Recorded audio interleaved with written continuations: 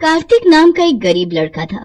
उसकी माँ की इच्छा थी कि वो पढ़े लिखे, लेकिन वो लोग बहुत गरीब थे। इसलिए कार्तिक रोज जंगल में लकड़ियाँ काटने के लिए जाया करता था। एक दिन वो जंगल में लकड़ी काटने गया तो उसे झाड़ियों में किसी के रोने की आवाज आई। वो वहाँ गया तो उसने देखा कि झाड़ियों में एक सुंदर लड़की फंस गई थी। उसके कपड़े झाड़ियों में बुरी तरह से उलझ गए थे और उसके पंख भी थे। ये देखकर तो कार्तिक आश्चर्यचकित रह गया। वो उस लड़की के पास गया और बोला, तुम कौन हो और इस घने जंगल में क्या करने आई हो? वो लड़की रोते हुए बोली, मैं सोनम परी हूँ। परी लोग से मैं यहाँ खेलने के लिए आया करती हूँ। मैं झील के किनारे नाच रही थी कि तभी मेरे पीछे हाथी दौड़ा। मैं भागती हुई आई और झाड़ियों में गिर गई। देखो, मेरे पंख घायल हो गए हैं। अब मैं यहाँ से कैसे जा पाऊंगी? ऐसा कहकर वो रोने लगी। कार्तिक ने उसे बड़ी सावधानी से निकाला। उसके पंखों से खून रिसने लगा था। कार्तिक ने वहीं पास के सरोवर से पानी लेकर उन्हें धोया और कहा, अभी तुम्हारे पंख घायल हैं, तुम अपने लोग को नहीं जा पाओगी। तुम मेरे यहाँ चलकर रहो, जब ठीक हो जाओ तब चली जाना। लेकिन वहाँ मेरे पंखों को देखकर सब सवाल करेंगे। मैं ऐसा करती हूँ, मैं साधारण लड़की का भेष बना लेती हूँ। ठीक है। कार्तिक सोनम परी को अपने घर ले आया।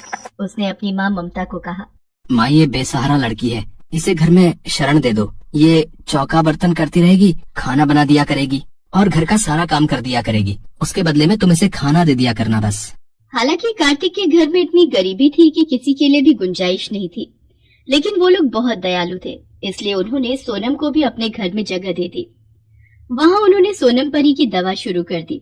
उस दिन कार्तिक की माँ ममता खाना बनाने जा रही थी, लेकिन घर में नमक ही नहीं था और उनके यहाँ नमक लाने के लिए पैसे भी नहीं थे। तभी ममता कार्तिक से कहती है, आज तो तू लकड़ियाँ बेचने के लिए भी बाजार में नहीं गया, जिससे पैसे भी नहीं मिले। अब बता, दाल में डालने के लिए नमक कहाँ से लाऊं?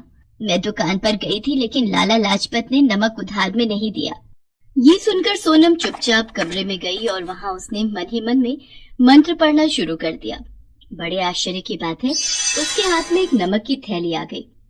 सोनम नमक लेकर ममता के पास गई और बोली, माँ जी, आपने देखा नहीं था ठीक से। अभी मैंने देखा तो नमक की थैली तो अंदर ही रखी हुई थी। ये देखकर ममता खुश हो गई। उसने सोचा हो सकता है वो पहले ही ले आई हो और उसे याद न रहा हो। सोनम बोली, अब आप रहने दो, खाना मैं ही बनाया करूंगी। उस दिन वो दाल में नमक डाला गया और सोनम ने ही खाना बनाया। उस खाने में सबको ऐसा स्वाद आया कि दाल कम पड़ गई। ऐसा स्वाद तो पहले कभी नहीं आया था। ये तो नमक का स्वाद है, नमक का और सोनम के हाथ की करामात है। दूसरे दिन कार्तिक लकड़ियाँ काटने के लिए जाने लगा तो सोनम ने उसे कहा, देखो, अब जब मैं यहाँ रह रही हूँ, तुमने मेरी मदद की थी ना, तो मेरा भी फर्ज बनता है कि मैं तुम्हारी कुछ मदद करूँ। जाओ, दुकान से कुछ आलू ले आओ और मैं समोसे बनाती हूँ। तुम गांव में सबको बताकर आना, हमारे यहाँ समोसे की दुकान शुरू हो गई है। ये बात सुनकर कार्तिक खुश हो गया। वो तुरंत ही दुकान से आलू ले आया। सोनम ने आलू उबालने के लिए रख दिए और वो मैदा गूंदने लगी। उसने आलू में वही नमक डाला और मसाले डाले, फिर उसने समोसे बनाए। इस बीच कार्तिक ने पूरे गांव में प्रचार कर दिया कि उसके यहाँ समोसे मिलते हैं।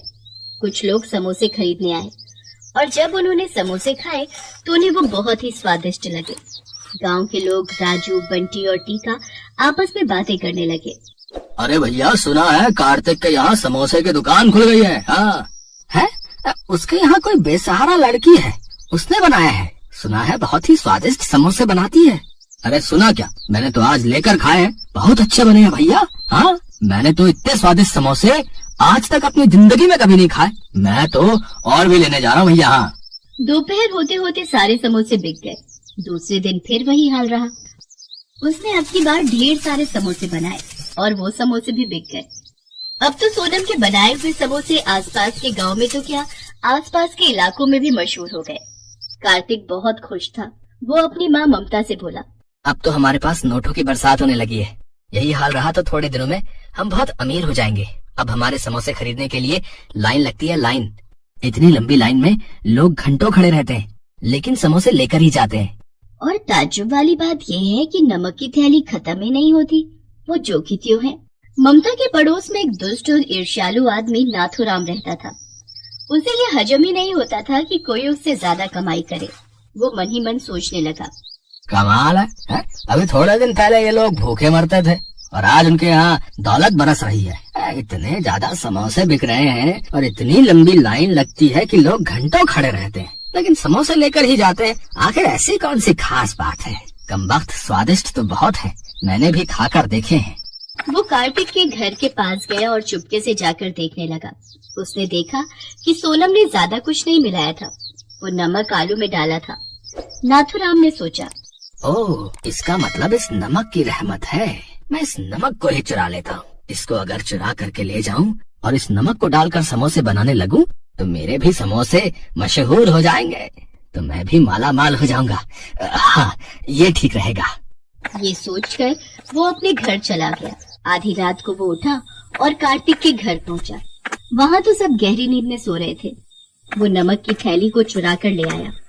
उसे पता भी नहीं चला कि सोनम खटर पटर से जग गई थी और उसने नमक चोरी करते हुए उसे देख लिया था। वो मन ही मन मुस्कुरा कर बोली, बच्चे, चुरा कर ले जाओ, तुझे क्या पता ये जादुई नमक है, दुष्ट लोगों के यहाँ काम नहीं करता।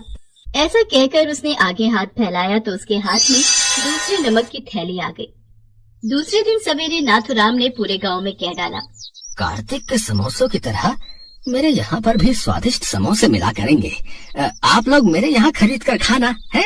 सब लोग नाथुराम के यहाँ समोसे लेने के लिए गए। नाथुराम कढ़ाई में तल तल कर गरम समोसे निकाल रहा था और बहुत खुश था। उसके समोसे जैसे ही कुछ लोगों ने चखे, उन्होंने थूकना शुरू कर दिया।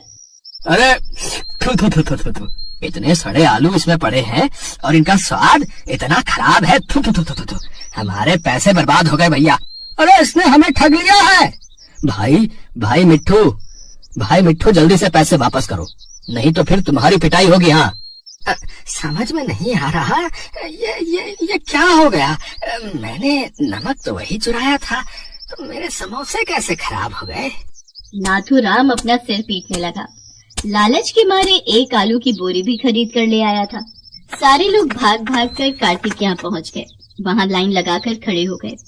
वहाँ गर्मा गर्म समोसे निकाले जा रहे थे और सब लोग खरीद कर खा रहे थे। सोनम परी के घाव अब ठीक हो गए थे। उसने घर में सबको समोसे बनाना सिखा दिया था। अब सोनम परी को अपने परीलोक में जाना था। उसने अपने पंखों को सीधा किया और सबसे विदा लेकर अपने देश के लिए उड़ गई। कार्तिक ने उसे भीगी आंखों से विदाई दी।